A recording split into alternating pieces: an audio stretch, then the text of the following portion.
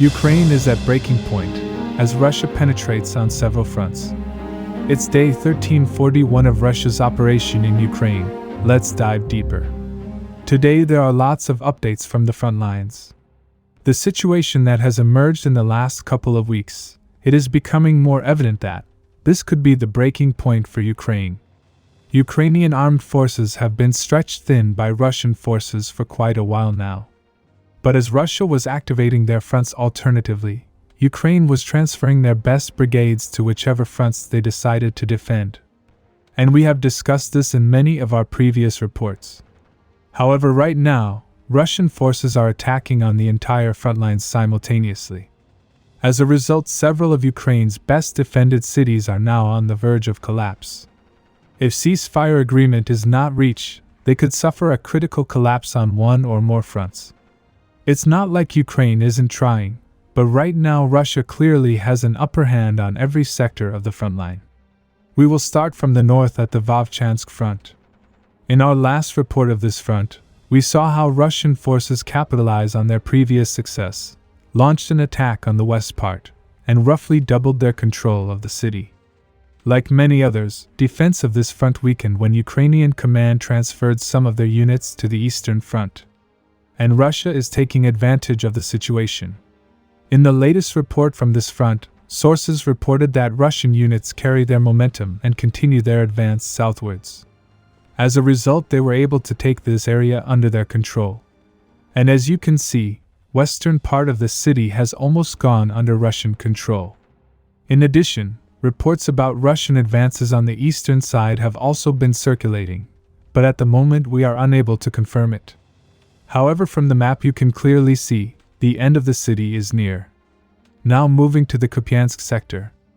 Within the city, ever since Ukrainian forces withdrew from the northern pocket, we have not seen any confirmed advance. However, Ukraine cannot catch a breath, as Russia keeps on increasing pressure. Recently a footage was shared by the sources, in which we can see Russian soldiers raising their flag in Suriyak.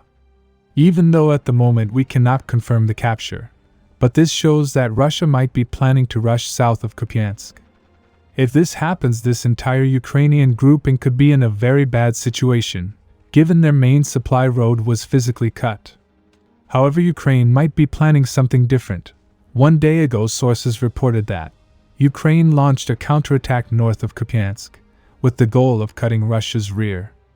However, this plan did not work as expected, and they only managed to recapture this area. Anyway, you can clearly see this is the second major front that is on verge of major collapse. Now moving to the Lyman front. Here Russian forces are advancing on the city from several directions. From the southern axis near Yampol, Russian forces are advancing along the railway line and forested areas.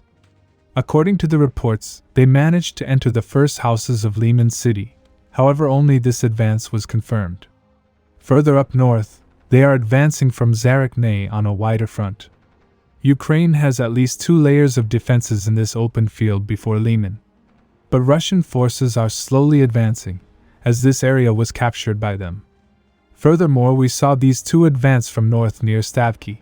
And as you know, this front in particular has seen steady advance for the last couple of months. In addition, north of Siversk near the river, Russian forces recently managed to take this big area under their control. With this advance, southern Luhansk Oblast was captured. Speaking of the entire Luhansk, only this area is under Ukraine's control. But as you can see, 2 more fronts, Lyman and Siversk, are collapsing slowly. And this trend continues on a few more fronts south, which we will look at in our next report. It is evident that Ukraine is currently at a breaking point. If 1 or more fronts suffer critical collapse, Ukraine could lose huge territory. At the moment, Ukraine needs a pause, not a new weapon. The West is trying to pressure Russia to the negotiating table by sanctioning their oil refineries and forcing countries like China and India to stop their purchase of Russian oil. However, we don't 100% know what effect it might have, but Russia clearly responded that language of threat doesn't work on them. Subscribe for more Frontline updates. Let me know your thoughts in the comments down below.